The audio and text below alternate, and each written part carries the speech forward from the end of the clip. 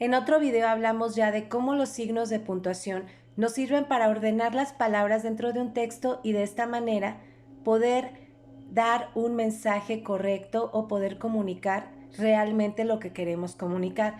Hablamos ya del uso del punto y de la coma y en este video nos vamos a centrar en uso de otros signos de puntuación, comenzando con el punto y coma. El punto y coma se podría utilizar en oraciones seriadas muy extensas o cuando ya se utilizaron muchas comas. Una oración seriada son oraciones o una enumeración de oraciones que tienen una relación entre sí o que son una sucesión de acciones. Por ejemplo, abrió la puerta, entró a la casa, dejó sus cosas y se tiró en la cama. Entonces vemos cómo estos ejemplos que acabo de mencionar son oraciones en las que una acción sucede o va detrás de la otra y que estamos hablando de la misma acción e incluso del mismo sujeto. Entonces, cuando tenemos una enumeración de oraciones u oraciones seriadas y estas son cortas, se van a separar por comas. Cuando vimos el uso de la coma, decíamos que esta se emplea en enumeraciones tanto de palabras como de oraciones. Cuando esta enumeración de oraciones es muy extensa, cada una de ellas, si cada oración es muy extensa, entonces lo que conviene es separarlos con punto y coma. También cuando en una enumeración o en una serie ya se usaron muchas comas, también se recomienda el uso del punto y coma. En muchos casos se puede elegir entre usar el punto y coma o el punto y seguido. Que elijamos uno u otro va a depender de la relación de significado que exista entre las relaciones que estamos separando. Entre las oraciones que estemos separando. Si la relación es débil, entonces vamos a usar un punto y seguido. Y si la relación entre estas dos oraciones es más sólida, entonces vamos a elegir o a optar por utilizar el punto y coma. Recuerden que cuando hablamos de oraciones estamos refiriéndonos a aquella construcción en la que ya hay un sujeto y ya hay un predicado y que comunica una idea completa.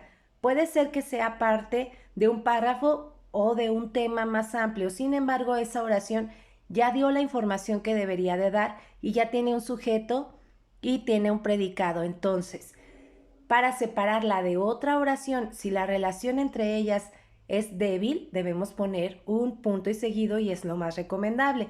Si queremos dar la idea de que de alguna manera la información de una oración tiene mucho que ver con la información de la siguiente oración, entonces ponemos punto y coma.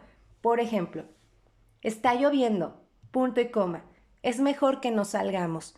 En esa oración se da la idea de que es mejor que no salgamos porque está lloviendo, como si fuera una consecuencia de que está lloviendo el hecho de que no podamos salir. Sin embargo, si digo lo mismo, está lloviendo, punto y seguido. Es mejor que no salgamos. Entonces, doy esta información, está lloviendo y es mejor que no salgamos. Sin embargo, puede ser que no sea porque está lloviendo. A lo mejor hay otra razón por la que es mejor que no salgamos, pero no precisamente el hecho de que esté lloviendo. Vamos a ver otro ejemplo. La muchacha gozosa corría hacia su casa, punto y coma. Sus padres acababan de llegar. La idea que se comunica con estas dos oraciones es que la muchacha corría gozosa a su casa porque sus padres acababan de llegar. Si lo escribo de otra manera, la muchacha gozosa corría a su casa, punto. Sus padres acababan de llegar. Se entiende sí que ella iba corriendo alegre, gozosa, pero no precisamente porque sus padres acababan de llegar. A lo mejor por otra razón, pero no precisamente por la llegada de sus padres. Entonces, vemos en estos dos ejemplos cómo separar con un punto o con un punto y coma puede cambiar totalmente la idea o la relación que existe en cuanto al significado o el mensaje que se quiere expresar entre dos oraciones. Otro uso del punto y coma es antes de las conjunciones pero, más, sin embargo. Solo si la oración que le sigue es muy larga, si es corta se usa coma. Igual, cuando vimos los usos de la coma veíamos que vamos a poner una coma antes de pero, de más y de sin embargo. Más, cuando la oración que siga sea muy larga, si estamos escribiendo y escribimos un pero y la oración que sigue es una oración extensa, lo que se recomienda es que pongamos un punto y punto y coma en vez de la coma, Ya si la oración que sigue es corta, entonces sí utilizaremos la coma. Continuamos ahora con los 2 puntos. Se utiliza 2 puntos antes de una enumeración, antes de una cita textual. Recuerden que una cita textual es cuando copiamos literalmente las palabras de un autor. Cuando copiamos un texto, ya sea de un libro o de una página de internet y no cambiamos ninguna palabra, entonces eso es una cita textual. Y tiene que ir después de 2 puntos, o se escriben 2 puntos y ya después la cita textual. Y también para introducir a ejemplos y a explicaciones. Esos son los casos en los que se usan los 2 puntos. Continuamos ahora con los puntos suspensivos. Se utilizan puntos suspensivos al final de una enumeración que se va a dejar abierta o incompleta y podría equivaler a escribir la palabra etcétera. Entonces, cuando quieramos dar esta sensación de suspenso, de que algo va a continuar, entonces utilizaríamos los puntos suspensivos. Continuamos con los signos interrogativos y exclamativos.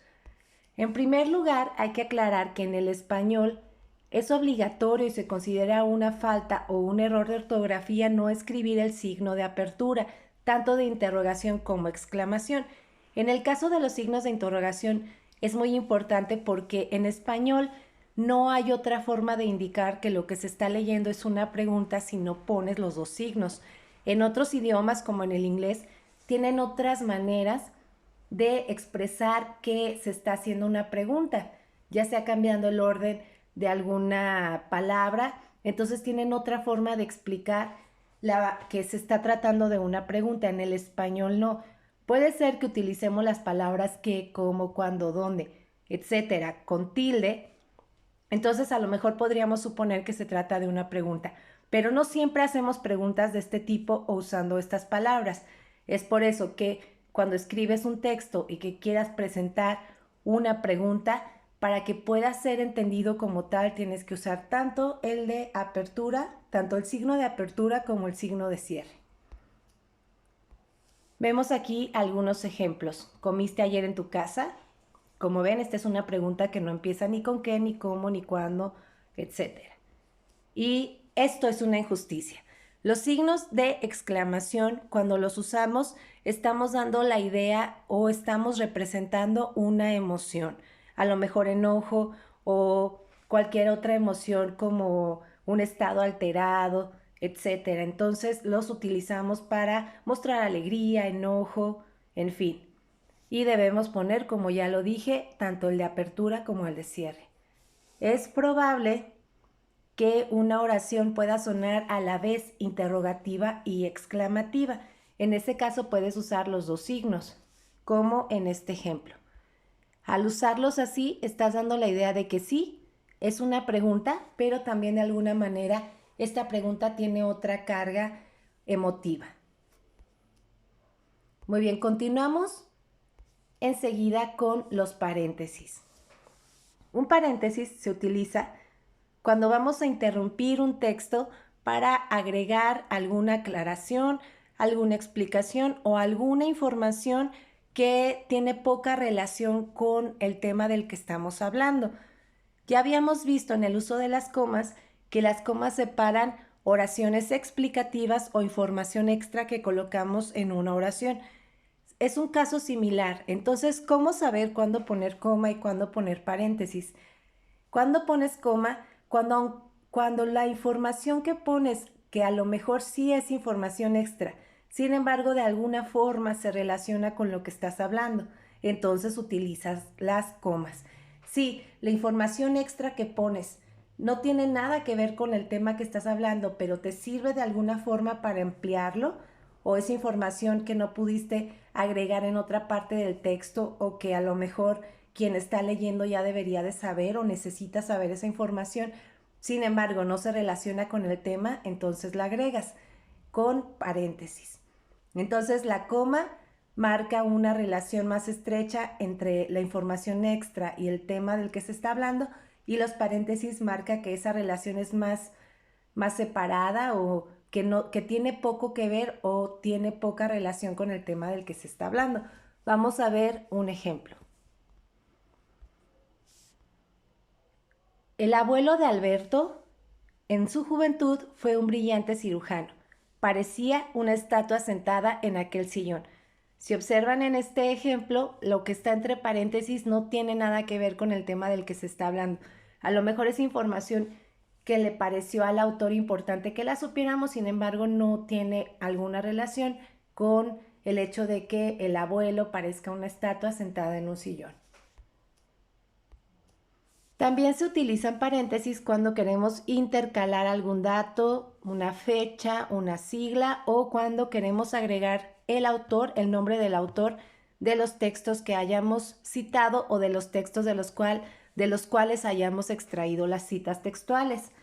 Por ejemplo, el año de su nacimiento, 1616, es el mismo en que murió Cervantes.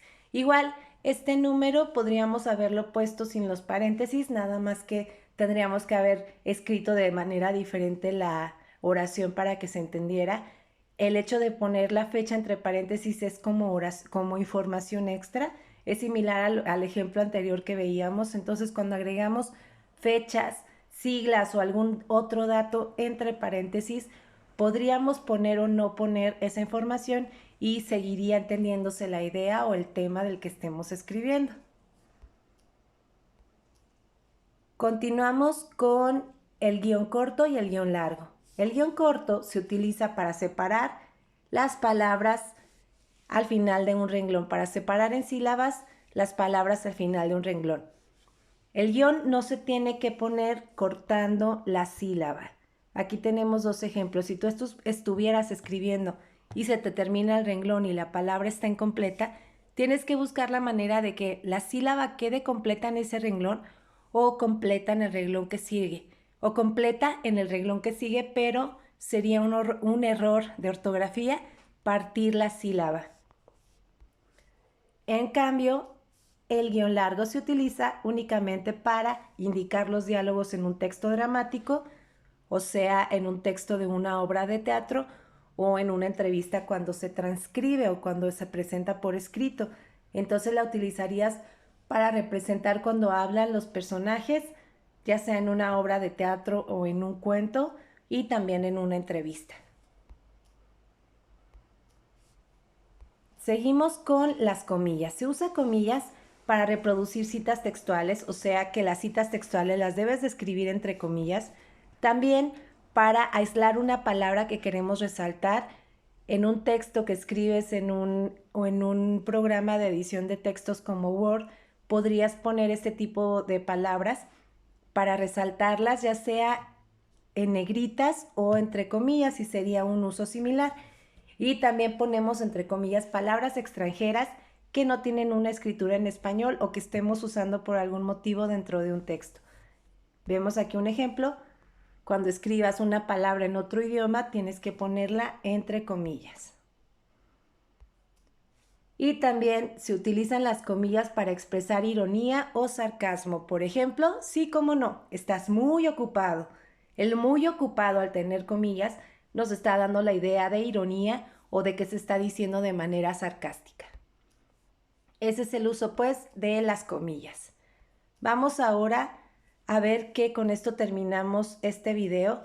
Entonces, en conclusión, hay otros signos de puntuación, sin embargo, estos son los más comunes o que si los manejamos podríamos dar a entender el mensaje de mejor manera al momento de escribir.